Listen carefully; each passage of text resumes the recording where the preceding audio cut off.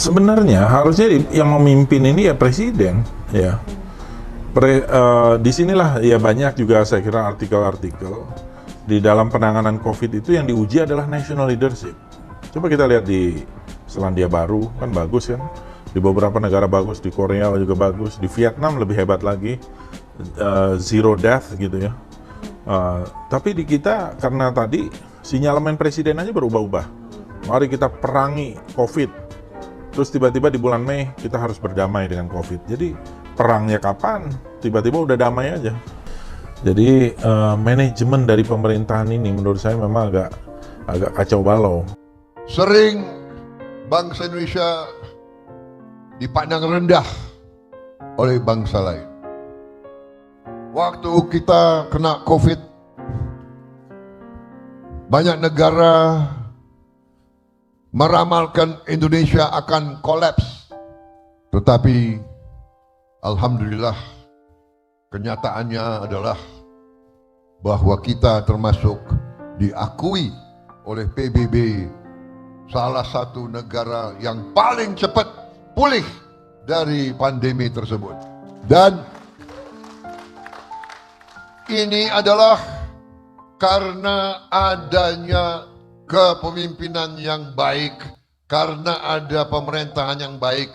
Dan untuk itu saudara-saudara, di mana-mana saya mengatakan kita harus berani dan kita harus mau untuk mengakui kepemimpinan presiden kita, Presiden Joko Widodo.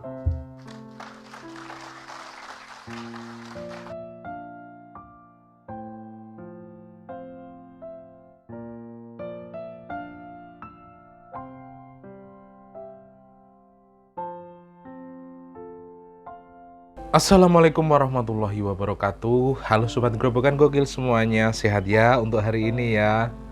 Nah, kemarin Pak Prabowo pidato di depan para pendukungnya atau di depan para kader Gerindra yang memuji-muji Pak Jokowi setinggi langit. Ya, memang sih kenyataannya seperti itu. Tapi yang membuat saya tergelitik adalah bagaimana sih perasaan Fadlizon ketika Pak Jokowi begitu disanjung, begitu dipuja-puji oleh Pak Prabowo. Seperti yang kita ketahui bersama bahwa Fadlizon ini kan memang salah satu konsisten yang menyinyiri Pak Jokowi sejak dulu ya. Salah satunya adalah penanganan COVID-19. Pada waktu itu Fadlizon pernah menyinyiri Pak Jokowi bahwa pemerintah ini sangat amatir dalam penanganan virus corona. Dia juga menyebut bahwa leadership Pak Jokowi atau kepemimpinan Pak Jokowi dalam penanganan virus corona ini sangat lemah ya. Dan bahkan ini sekarang ini salah satu puja-puji Pak Prabowo kepada Pak Jokowi adalah penanganan COVID-19 di Indonesia yang sukses, bahkan menjadi salah satu yang terbaik di dunia. Dan ini tentunya menjadi makjeleb banget kan untuk Fadlizon yang tentunya juga hadir dalam acara itu gitu loh.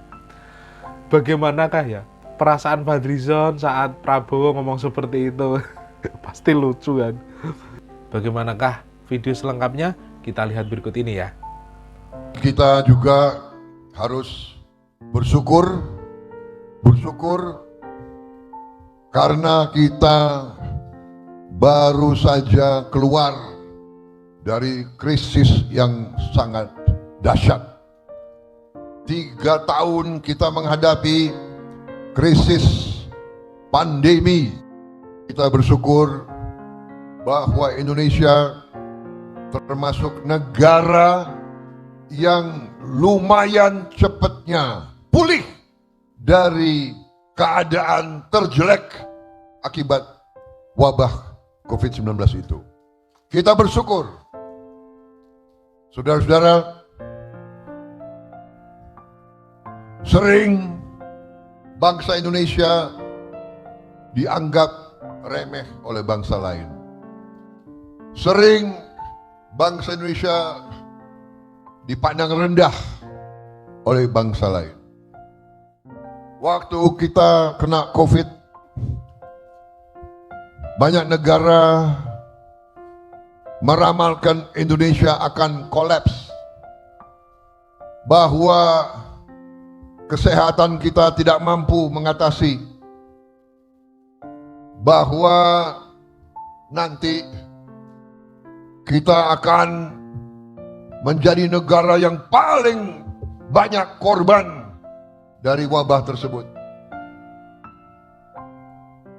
Tetapi alhamdulillah, kenyataannya adalah bahwa kita termasuk diakui oleh PBB salah satu negara yang paling cepat pulih dari pandemi tersebut.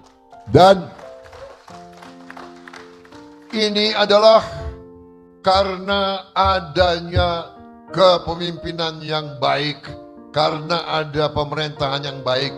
Dan untuk itu saudara-saudara, di mana-mana saya mengatakan kita harus berani dan kita harus mau untuk mengakui kepemimpinan Presiden kita, Presiden Joko Widodo. Karena ibarat sebuah kapal, kalau nakodanya tidak benar, kapal itu tidak akan selamat, tidak akan sampai tujuan. Saudara-saudara sekalian, dan karena itulah beberapa tahun yang lalu, waktu saya diajak beliau untuk bergabung demi negara, demi bangsa, demi rakyat, saya putuskan saya bergabung demi keselamatan bangsa Indonesia. Saya pernah bertanding lawan beliau, saya pernah bersaing, tetapi di ujungnya hanya satu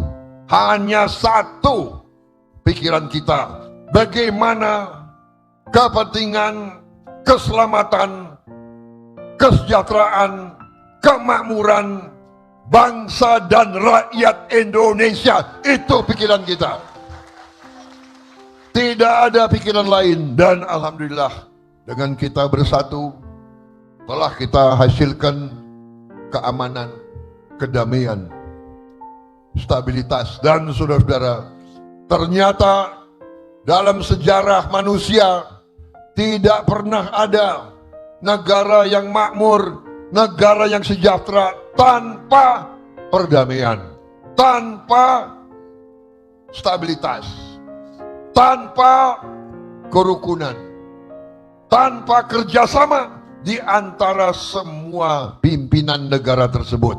Itu pelajaran sejarah. Dan marilah, janganlah kita bodoh, janganlah kita menentang pelajaran sejarah.